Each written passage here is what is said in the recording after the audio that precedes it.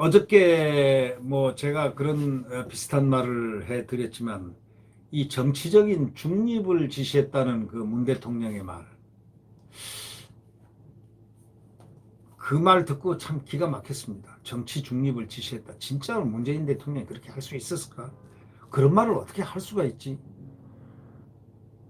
그렇다면은 어느 언론에 있듯이 여러 말씀 하지 마시고 문재인 캠프 출신인 선거관리위원장부터 바꾸면은 어떨까라는 제안이 어느 신문에 나왔는데 그 말이 맞다고 생각합니다. 캠프 출신을 선관위원장에 갖다 놓고 선거 중립을, 정치 중립을 지시하는 대통령의 그 모습이 그게 정당하고 그것이 맞다고 생각합니까?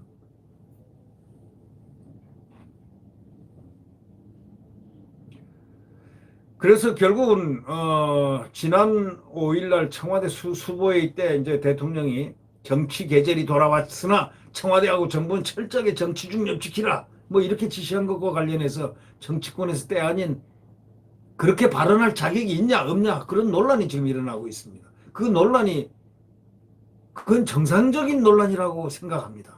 청와대 울산시장 선거 개입 사건으로 문재인 대통령을 지청에서 보좌하던 측근이 5명이나 재판에 넘겨진 그런 상황 아닙니까? 그걸 그런 상황에서 정치 중립을 강조한 것, 그걸 갖다 눈가림이라고 지금 언론은 표현했지 않습니까? 자, 울산시장 개입 사건으로 재판받은 인물이 뭐 한두 명입니까? 지금 이진석, 백원우, 청와대 전 민정비서관, 국정상황실장 이진석, 박형철 전 청와대 반부패 비서관, 한병도 민주당 국회의원, 대통령 정무수석 했죠. 장완석 전 청와대 균형발전비서관, 선임행정관 등등등등 하면 15명이나 지금. 또 송철호 울산시장, 송병기 전 울산시 경제부시장, 황운하 의원 지금 또 이런 사람들도 피고인 신분으로 지금 재판을 받고 있습니다. 전부 여권 인사 아닙니까? 그리고 부산시장 선거 때도요, 가덕도를 방문해가지고 대통령이 뭐라고 그랬습니까? 신문에 크게 났잖아요. 가슴이 뛴다 이랬지 않습니까? 가덕도에 딱 가가지고 무슨 가슴이 뛰었는지는 모르겠습니다만 그건 대통령 가슴이니까 우리가 알 길이 있습니까? 네. 4.7 보궐선거 한 40여일 앞두고 말이죠. 동남권 신공항 후보지였던 부산 가덕도 전격 방문해서 가슴이 뛴다. 이걸 갖다가 반드시 가덕도 신공항을 반드시 실현시키도록 하자. 뭐 이렇게 말했지 않습니까? 이게 바로 선거 개입 논란을 불러일으켰고 그 당사자가 누구냐? 바로 대통령 아닙니까? 그런 면에서 보면 선거 중립을 강조할 그런 자격이 있느냐라는 야권의 주장이 과연 말이 맞느냐 틀리느냐? 국민들은 맞다고 생각하는 사람들이 아마 많을 겁니다. 뭐 이래저래 할 얘기는 참 많습니다만은 보십시오. 선관위원 9명 중에 7명이나 친여라고 합니다. 그게 무슨 중립이 됩니까?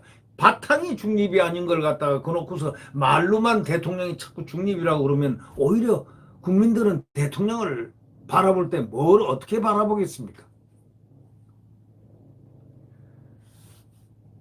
지난 대선 때는 문재인 후보 캠프 이력이 문제된 소위 조혜주 중앙선관위원회 상임위원 임명을 두고도 편향성 논란이 얼마나 일어났습니까? 2017년 대선 당시에 문재인 후보 공명선거 특보로 민주당 선거 백서에까지 이름이 올라있는 사람입니다. 그 사람이 지금 선관위에 있습니다.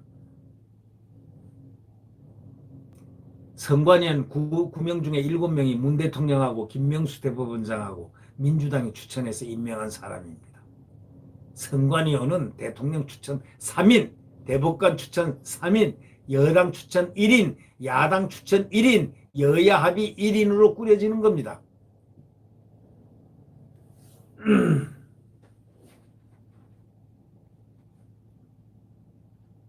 이 조상이면 그 문캠프에 있었다는 조상이면은 그 사람이 상임위원 임명 후에 선관위가 야권에 불리한 유권 해석으로 논란을 엄청 일으켰습니다. 21대 총선에서는 선관위는 안철수 신당에는 사전선거운동 우려라면서 명칭도 불허했습니다. 비례자유한국당에도 기존 정당과 헷갈릴 수 있다고 명칭 사용 허가 안 했습니다.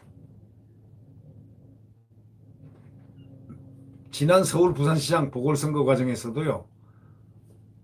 서울시장 보궐선거 왜 하죠?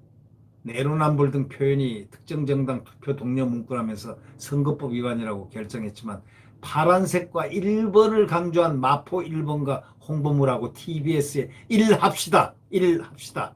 이 캠페인은 문제도 안 삼았습니다. 이게 선관입니다. 근데 무슨 선거 중립을 해요?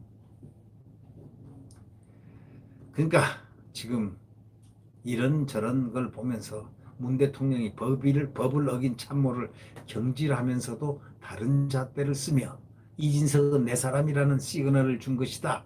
이런 비판도 지금 나오고 있다고 언론이 얘기를 하고 있습니다. 무엇 때문에요?